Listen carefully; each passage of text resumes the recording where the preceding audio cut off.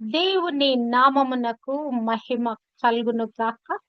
Heavenly light ministries global prayer tower ఆధ్వర్యంలో జరుగుతున్న ఉదయకాలపు స్తుతి ఆరాధన కూడికు మిమ్మల్ని అందరినీ ప్రేమపూర్వకంగా ఆహ్వానిస్తున్నాను. మొదటి యోహాను పత్రిక 4వ అధ్యాయంలో నుంచి ధ్యానిస్తున్నాము. మనము దేవుని సంబంధులమని, లోకంలో ఉన్నవాడు మరి కంటే కూడా మనలో ఉన్నవాడు గొప్పవాడని, అందును బట్టి మనము లోకాన్ని జయించిన వారిగా, దుష్టుని జయించిన వారిగా ఉన్నామని మనము నేర్చుకుని ఉన్నాము. మొదటి యోహాను పత్రిక 4వ అధ్యాయము 5వ వచనము. వారు లోక సంబంధులు గనుక లోక సంబంధులైనట్టు మాట్లాడుదురు, లోకము వారి మాట వినును. మరి మనమైతే లోకాన్ని జయించున్నాము. మరి లోకంలో ఉన్న వానికంటే గొప్పవాడు మనలో ఉన్నాడు.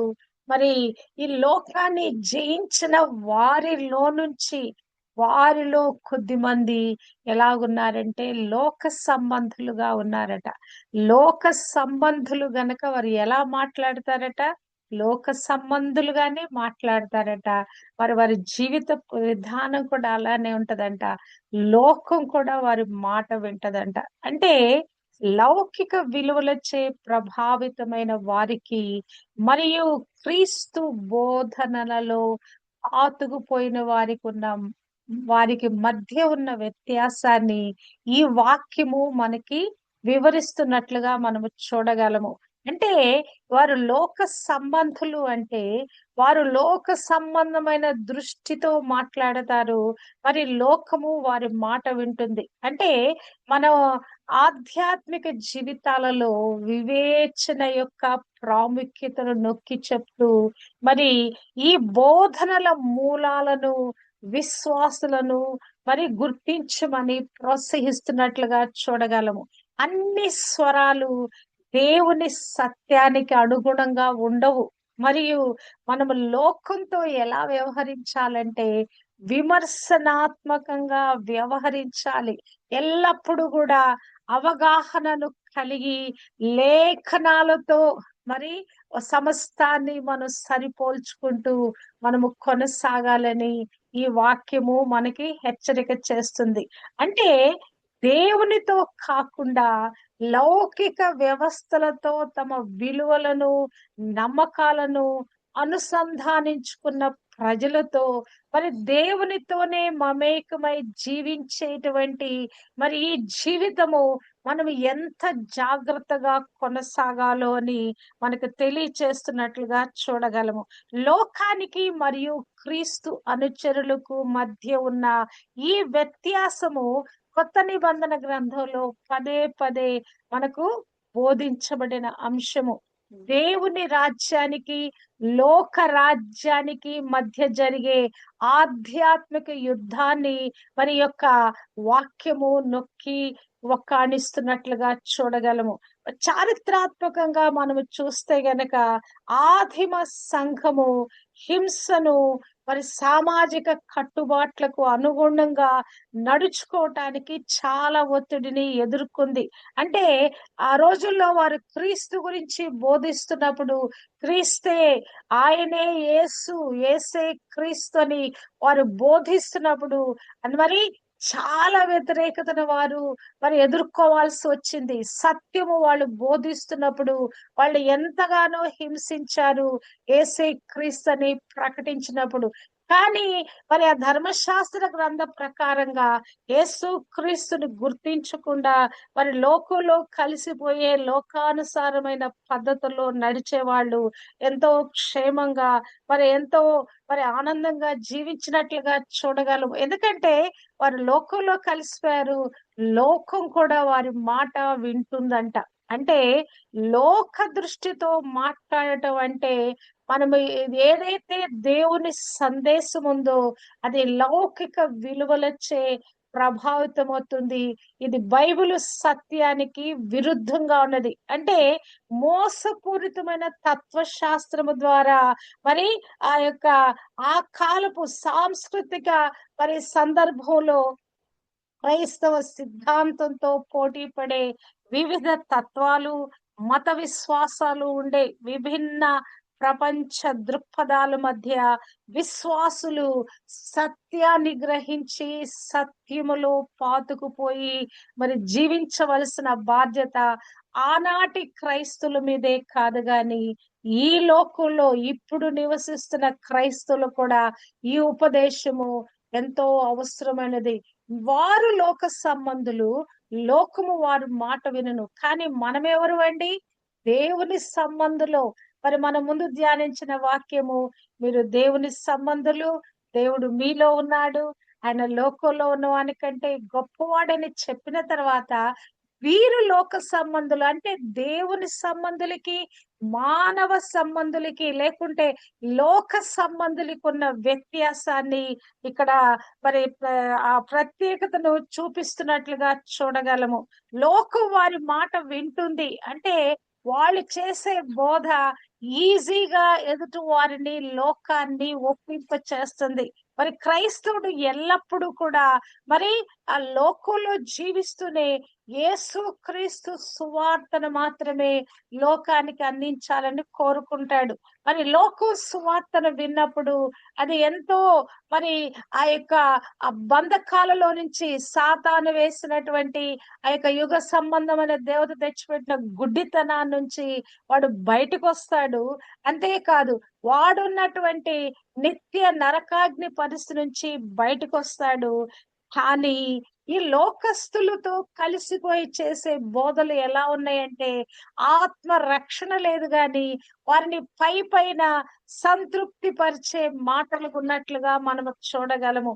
మరి క్రీస్తు ప్రభు కూడా ఈ మాటలను మరి తన యొక్క మరి సందేశంలో చెప్తూ ఆయన ఏమంటాడంటే మత్తయి సువార్త 12వ అధ్యాయము 34, 35 వచనాలలో సర్ప సంతానమా, మీరు చెడ్డవారై ఉండి ఎలాగు మంచి మాటలు పలుకగలరు?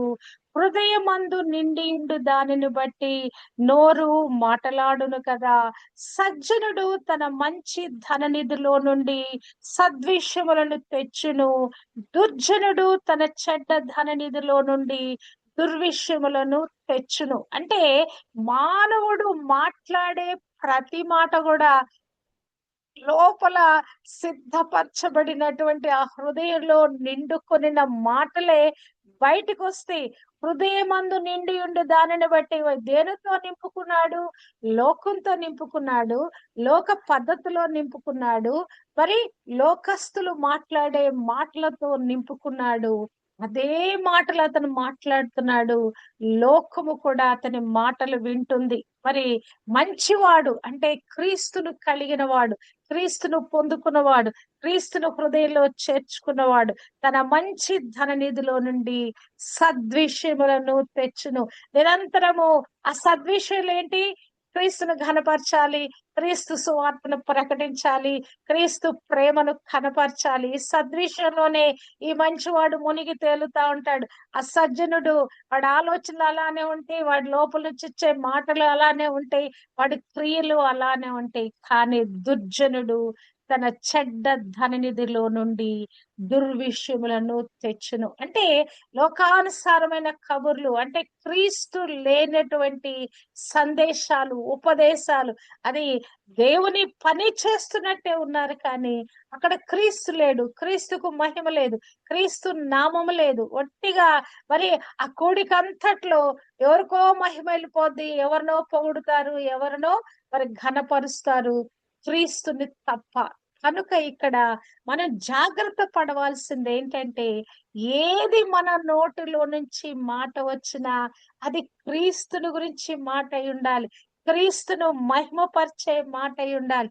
వారు లోకములో ఉన్నారు, లోకములోకి వెళ్ళిపోయారు, వారి మాట లోకము వినును. అంటే మన మాట లోకము విన్నా వినకపోయినా మనము చేయవలసిన పని సువార్త మాత్రమే, క్రీస్తును గురించిన ఆ సత్య బోధ మాత్రమే మనము చేయాలి. ఇంకా నువ్వు ఎలా ఉన్నారంటే ఈ లోకంలో కలిసిపోయిన వారు ఆయనను అనుసరింపక మనుష్యుల పారంపర్యాచారమును అనగా ఈ లోక సంబంధమైన మూలపాఠములను అనుసరించి మోసకరమైన నిరర్ధక తత్వ జ్ఞానము చేత మిమ్మును చెరపట్టుకొని పోవు వాడెవడైనా ఉండునేమో అని జాగ్రత్తగా ఉండుడి. కొలసీలకు రాసిన పత్రిక 2వ అధ్యాయము 8వ వచనము. మీరు ఎలాగున్నారట? మరి ఈ లోక సంబంధమైన మూల పాఠములను అనుసరిస్తున్నారంట కదా. ఒకప్పుడు మనం కూడా ఆ పాతకాలపు ఆ లోక సంబంధమైన మూల పాఠంలోనే మనం ఉన్నాం. కానీ ఎప్పుడైతే వెలిగించబడ్డామో, ఎప్పుడైతే క్రీస్తు రక్తంలో కడగబడ్డామో, మన లోపల ఒక జ్ఞానోదయం అయింది. యేసు క్రీస్తు జ్ఞానము, నీతి, పరిశుద్ధత, విమోచనము నాయను. 1 కొరింథీయులకు రాసిన పత్రిక 1వ అధ్యాయము చివరి వచనాల్లో రాయబడి ఉంటది. అంటే క్రీస్తులోకి మనం వచ్చినప్పుడు అంతకు ముందు మనం ఏమి నేర్చుకున్నామో, మనం ఏమి తెలుసుకుని ఉన్నామో అదంతా కూడా మనలో నుంచి వెళ్ళిపోయి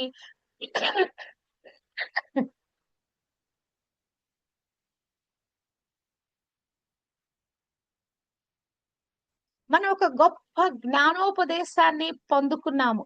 అంటే మనుష్యుల యొక్క పారంపర్యాచారము, పాతకాలపు పద్ధతులు, అలవాటు పూర్వకంగా పారంపర్యచారంగా వచ్చేటువంటి ఆ లోక సంబంధమైన మూల పాఠాలను మనం ఏం చేశామంటే ఛేదించుకున్నాము.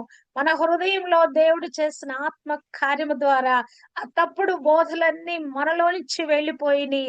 ఆ మోసకరమైన ఈ తత్వ జ్ఞానము కదా, ఈ డిబేట్స్ మరి ఎవరు ఏంటని మాట్లాడుతున్నారు గాని క్రీస్తు ఎవరని ఆ డిబేట్స్ లేకుండా అయిపోయినాయండి. డిబేట్స్ చేయండి, కానీ దేని గురించిన డిబేట్ ఉండాలి మనలో? క్రీస్తు ఎవరై ఉన్నాడు, క్రీస్తు జ్ఞానమై ఉన్నాడు, క్రీస్తుని గురించి బైబిల్ గ్రంథం ఏమి బోధిస్తుంది, అసలు ఆయన కార్యాలేంటి, ఆయన చేసిన బలియాగం ఏంటి, దీని గురించి డిబేట్స్ చేయండి, దీని గురించి మాట్లాడండి. గంటల గంటలు, రోజుల తరబడి దీని గురించి మీరు తర్కాలు చేయండి. కానీ నిరర్ధకమైన తత్వ జ్ఞానము, మోసకరమైన తత్వ జ్ఞానము చేత మిమ్మల్ని చెరపట్టుకొని పోవువాడెవడైనా ఉండునేమో కదా. లోకమంతా దీనికి ఆకర్షితులవుతుందండి. ఒట్టి ఒట్టి మాటలకి ఆకర్షితులైపోతా ఉంది. అక్కడ దేవుని కార్యము లేకుండా ఒట్టి మాటలకు ఆకర్షితులై మరి అందులోకి కొట్టుకొని పోతున్నారు. అంటే లోక సంబంధులు మరి లౌకికమైన విషయాలతో ఏకీభవిస్తారు. అంటే మనము మన మనసు అంగీకరించదండి. ఎవరైనా క్రీస్తుకు వ్యతిరేకంగా మాట్లాడుతా ఉంటే మన లోపల నుంచి ఒక వ్యతిరేకత, ఒక విముఖత వచ్చేస్తా ఉంటది. ఆ మాటలు మనకు వినబుద్ధి కాదు. వారితో మరి కొద్దిసేపు కూర్చోవాలన్నా మనకు చేత కాదు.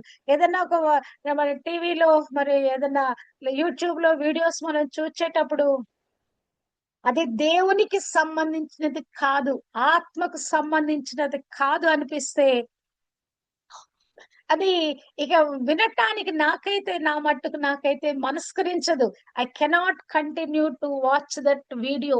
కానీ ఎప్పుడైతే ఆత్మతో నింపబడి సత్యముతో నింపబడిన బోధ ఏదన్నా వస్తా ఉంటే ఇంట్రెస్ట్ గా ఒక గంట సేపైనా వినటానికి మనస్కరిస్తుంది. అంటే మన లోపల క్రీస్తు ఆత్మ సత్యము గ్రహిస్తుందండి. ఆ చెప్పే మాటలు కూడా, ఆ వినేటువంటి ఆ బోధ కూడా ఆ సత్యమైన మరి అది సత్యముతో కూడిన బోధ కాదా అని ఆత్మ దేవునికి తెలిసిపోద్దు గనక వెంటనే ఆయన మనకి ఇండికేషన్ చేస్తాడు, హెచ్చరిక చేస్తాడు. అంటే లౌకిక సంబంధులు లౌకిక సందేశాలతో ఏకీభవిస్తారు కదా. వాళ్ళకి ఇష్టమైన బోధలు చేస్తా ఉన్నారు అనుకోండి, అక్కడికి పోలోమని పరిగెత్తుతున్నారు. బోధకులు అలానే ఉన్నారు, మరి ఇక విశ్వాసులు కూడా అలానే ఉన్నారు. ఈ బోధలను మరి మనం లోకము అంగీకరిస్తా ఉంది, కానీ సత్యాన్ని, దేవుని సత్యములో జీవించేవారు మరి మరి తిరస్కార హృదయంతో వారు దాన్ని తృణీకరిస్తారు. అంటే ఒక ఇరుకైన మార్గములో జీవించే వారికి, విశాలమైన మార్గములో జీవించే వారికి తేడా ఇదేనండి. మనం లోతులోకి వెళ్లే కొలది అది ఎంతో ఇరుకైన మార్గంగా అయిపోద్ది, మనం అనుసరించలేని విధానంగా అయిపోద్ది. కానీ ఒక్క దినాన ఇరుకైన మార్గము ఏం చేస్తదంటే అది సంకుచితంగా ఉంటది గాని మరి అది కనుగోటానికి కొద్ది మందికి కృప ఇవ్వబడింది. ఈ విశాలమైన మార్గంలో మరి అందరూ పరుగులెత్తుకొని క్రీస్తు ప్రభు దగ్గరకు వచ్చేస్తారు. కానీ ఎందుకు?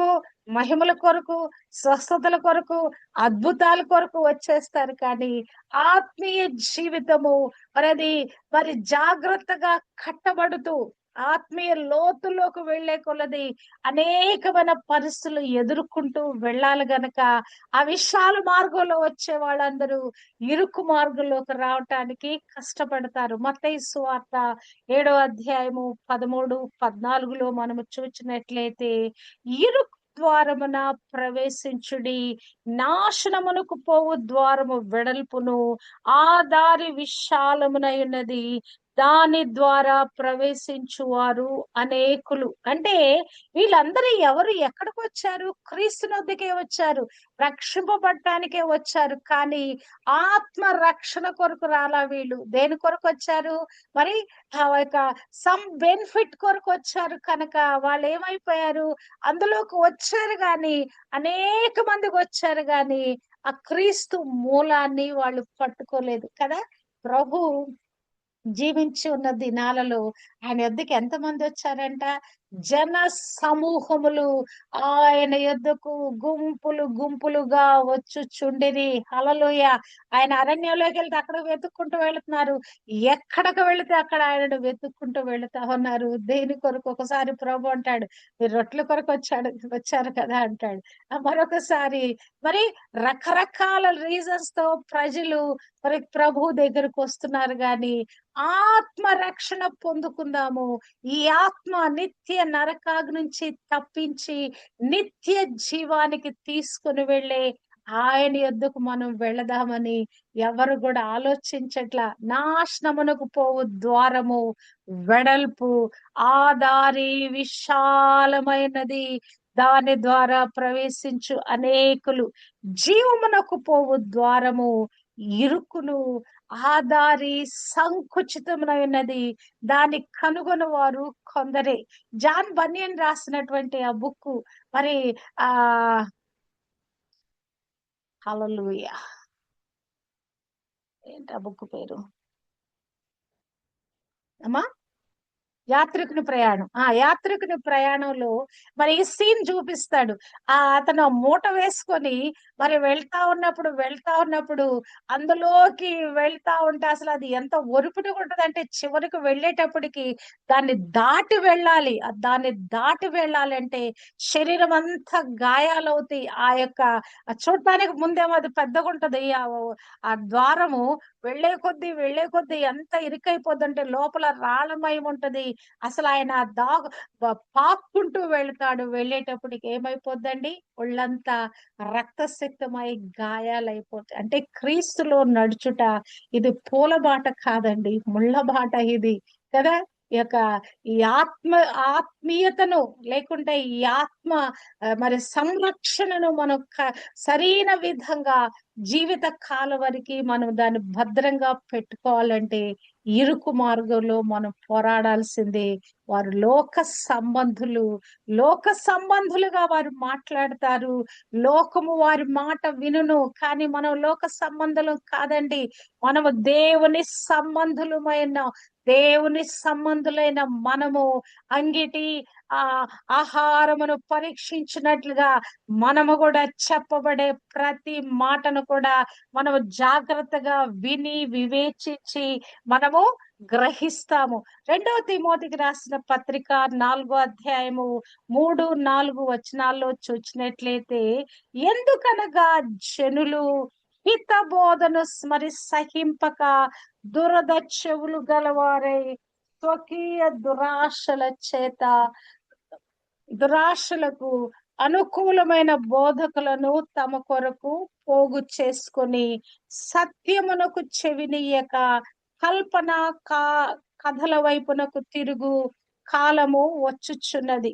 ఇక్కడ మరి జనులట హితబోధ అంటే మంచి బోధ, సత్యమైన బోధను సహింపక, అక్కడ ఫుట్ నోట్స్ లో రాయబడింది. జనులు హితబోధ అన్న దగ్గర మరి నంబర్ 6 అనేసి ఫుట్ నోట్స్ హితబోధ, మంచి బోధ, మరి క్షేమం ఇచ్చే బోధ, ఆరోగ్యం ఇచ్చే బోధ, మరి సన్మార్గంలో నడిచే ఆ బోధను సహించక దురద చెవులు గలవారే.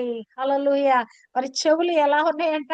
దురదతో నిండినాయంట. అంటే సత్యము బోధిస్తా ఉంటే వాళ్ళు సహించలేకపోతున్నారు. ఈ యొక్క కల్పనా కథలు, ఈ కట్టు కథలు, మరి ఏదైతే పిట్ట కథలు ఏమున్నాయో వాటిని చెప్తా ఉంటే అది వారికి చాలా వీణుల విందుగా ఉన్నది. మరి అట్టి విధంగా వాటి వైపు వారు తిరుగు కాలము వచ్చును. మరి అలానే ఉంది ప్రస్తుత పరిస్థితులు.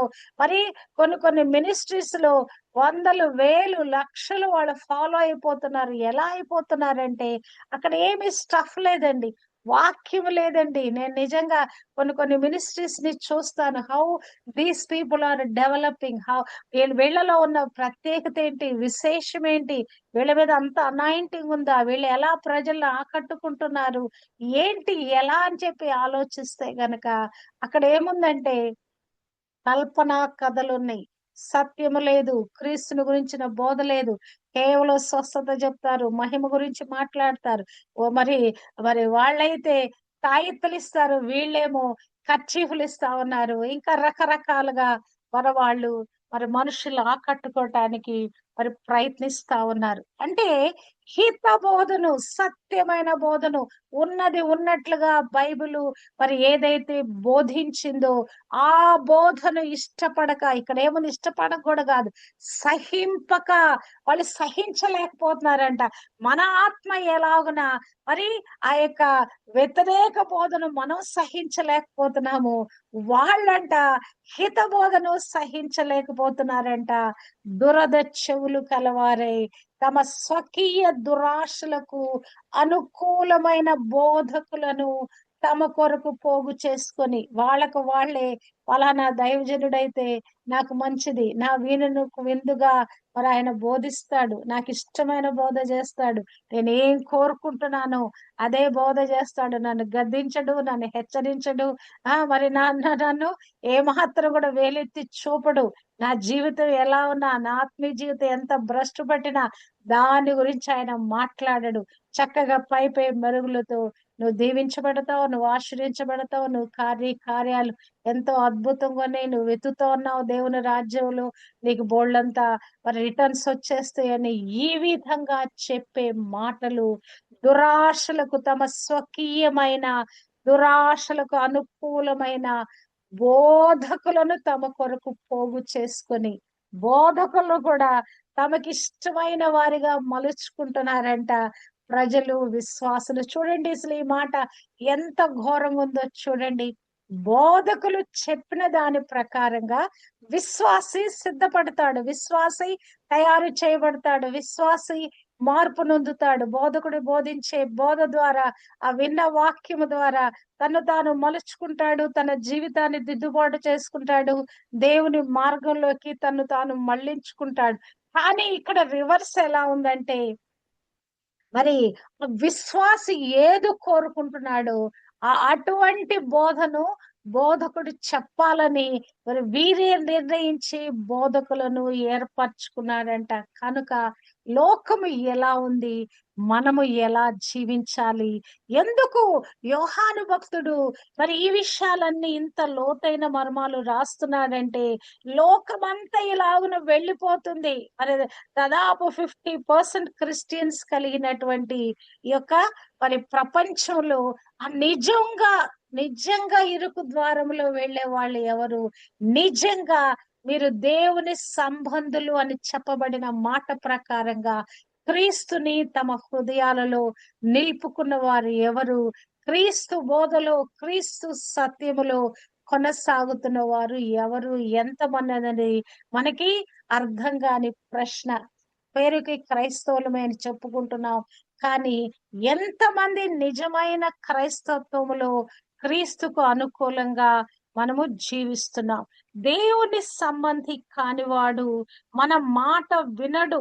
అసత్యమైన బోధలు వినేవారు మరి ఈ లౌకిక ఆలోచనలు మరి వినటానికి ఇష్టపడతారు. కానీ దేవుని ప్రజలు ఆయన సత్యాన్ని మాత్రమే వినటానికి ఇష్టపడతారు. మరి కొత్త నిబంధనలో రాయబడినట్లుగా దేవుడు అపోస్తుల ద్వారా మనకు బోధించిన దానిని ఎవరు సరిగ్గా వింటారో, ఎవరు అర్థం చేసుకుంటారో, సత్యపు ఆత్మను మరియు అబద్ధపు ఆత్మను తెలుసుకోవటానికి మనకది సహాయపడుతుందండి. అంటే ఈ బైబిల్ గ్రంథాన్ని బోధిస్తున్న వారు సత్యాన్ని బోధిస్తున్నారు అన్నది మనము కూడా చదువుతా ఉంటే ఆత్మదేవుడు మనతో మాట్లాడతాడు. మీలో దేవుని అభిషేకము నిలిచి ఉన్నది గనక ఎవడు మీకు బోధింపనక్కరలేదని కూడా ఈ యొక్క పత్రికల్లో మనము ధ్యానించాము. అంటే ఆత్మదేవుడే బోధకుడు.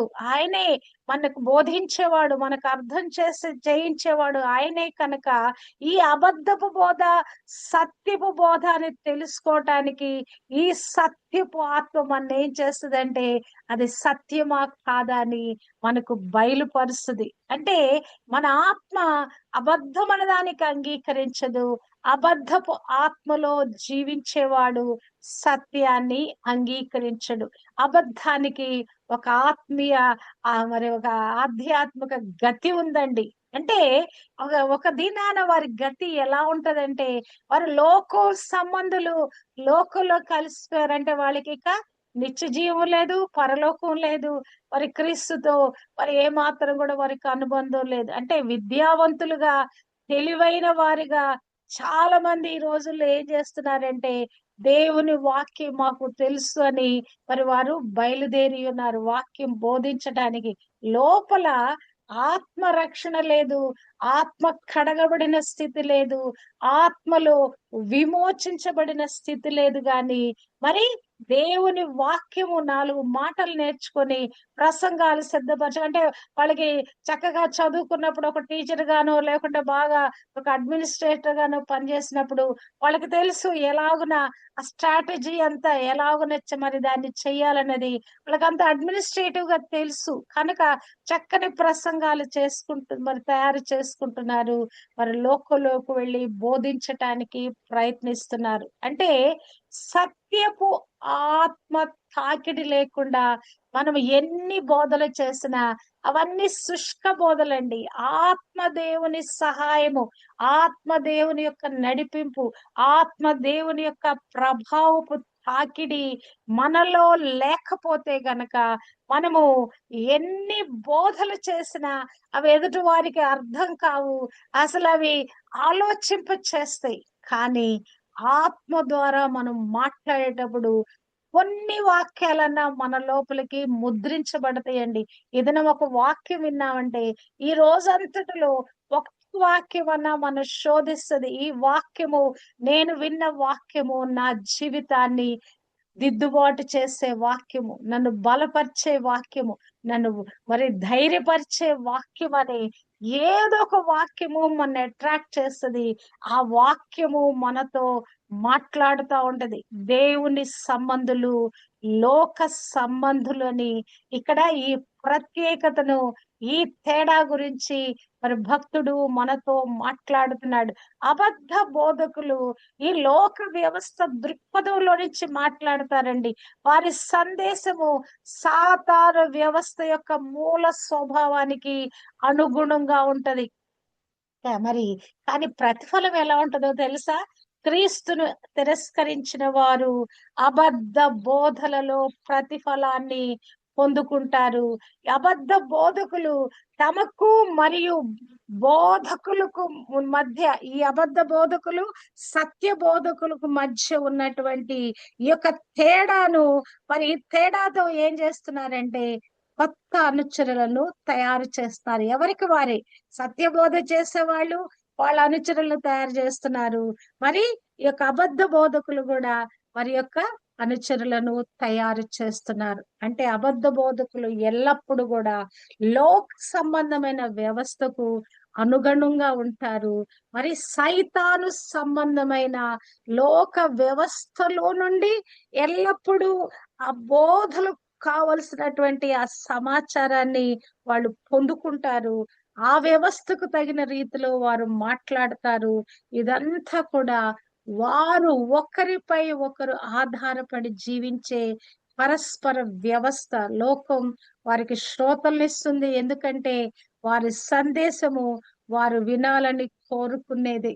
ఇక్కడ ఎందుకు అసలు ఇట్లా ఎందుకు జరుగుతుందంటే, మనుష్యులు తమ క్రియలు చెడ్డమైనందున వెలుగును ప్రేమించక చీకటిని ప్రేమించారు గనక, అందును బట్టి ఏది వారు దేవుని యొద్దకి, వెలుగు యొద్దకి, సత్యాన్ని యొద్దకి వారు ఎందుకు రాలేక ఈ కల్పనా కథల వైపు, ఈ లోక ఆచారాల వైపు ఎందుకు వెళ్ళిపోతున్నారంటే, ముందు మనిషిలో కంప్లీట్ గా ఆ మారు మనసు రాలేదండి. ఆ మనిషిలో కంప్లీట్ గా పాతకు సంబంధించిన మరి మానవునికి సంబంధించిన ఆ స్వభావము వెళ్ళిపోలేదు. క్రీస్తు స్వభావం చేత నింపబడలేదు గనుక ఈ యొక్క కల్పన కథలకు వెళ్ళటం జరిగింది. ఎప్పుడైతే అది లోతుగా తవ్వబడి కదా, మనలో ఉన్నటువంటి ఆ యొక్క మురికి, ఆ చెత్త మరి అదంతా కూడా పైకి వెలికి తీయబడి, ఆ లోతుగా గనక క్రీస్తు వాక్యము బీజము మనలో విత్తబడితే మనము తిరిగి లోకంలో కలిసిపోయే వాళ్ళం కాదు. వాళ్ళు ఏం చేశారంటే పైపైన తవ్వేశారు, పైపైన విత్తనాన్ని వేశారు. అదేదో మొలకెత్తినట్లుగా మొలకెత్తింది, కానీ అది ఎలాగున ఆ లోతులోకి వెళ్ళటానికి టైం పట్టుద్ది. లోపల నాటే విత్తనానికి పైపైన నాటే విత్తనానికి తేడా ఉంటదండి. కొన్ని రోజులు అయ్యేటప్పటికి పైన నాటిన విత్తనం పల్లగించబడి బయటకు వచ్చేస్తా ఉంటది. ఆ భూమిలో నుంచి బయటకు కానీ క్రీస్తులో వేసుకున్న ఈ యొక్క ఈ పునాది సరైన విధంగా ఆ లోతులోకి మనం గనక మన యొక్క ఆత్మీయ జీవిత పునాది మనము వేసుకోగలిగితే, మనము కేవలము దేవుని విలువలు మాత్రమే మనం అంగీకరిస్తామండి. దేవునితో మనకున్న ఈ అనుబంధములో, ఆయన సహవాసంలో మనము జీవిస్తాము. మరి వారు మరి దేవునికి దూరస్తులై లోకంలో కలిసిపోయి మరి లోకస్తులతో మరి వాళ్ళు మరి మమేకమై జీవిస్తా ఉన్నారు. మన యొక్క ఆత్మీయ జీవితము మనకి ప్రస్ఫుటంగా మనకే బయలుపరచబడతా ఉంటది. క్రీస్తులో నడిచే కొద్దీ వాట్ వీఆర్, వేర్ వీఆర్, మరి ఎక్కడికి వెళుతున్నాము, ఏమై ఉన్నాము, ఏమి కానై ఉన్నాము, what we're going to become అనేది మనకే తెలిసిపోద్ది. ఇక లోక సంబంధులతో మనం కలిసిపోలేమండి. ఈ యొక్క ఆత్మీయ జీవితంలో ఎదిగే కొద్దీ ఈ లోక సంబంధుల యొక్క ఈ నటనతో కూడిన మాటలు, ఈ పై మరి వేషం వేసే మాటల్లోకి మనం వెళ్ళలేము. అందులో నుంచి మనం పక్కకు వచ్చేస్తాము. దేవునిలో మనము స్టాండర్డ్ గా జీవిస్తాము కనుక మనము దేవుని సంబంధులు. లోక సంబంధులు కూడా వేరే ఉన్నారు. వారు కూడా క్రీస్తులో ఉన్నట్లే జీవిస్తున్నారు, కానీ ఆ లోక సంబంధులుగా వారు మాట్లాడతారు. లోకము వారి మాట వింటది గనక మనము దేవుని సంబంధులుగా, దేవుని కొరకు సత్యమందు ప్రతిష్ఠించబడిన వారమై సత్యం కొరకే మనము జీవించదుము గాక. ఆ క్రీస్తు ఎల్లప్పుడూ మనలో ఆత్మస్వరూపుడిగా జీవించి మనను సర్వ సత్యములోకి తోడుకొని వెళ్ళును గాక. అబద్ధ బోధలకు మనలను దూరము చేయును గాక. అట్టి కృపా దేవుడు మనందరికీ అనుగ్రహింప చేయును గాక. ఆమేన్.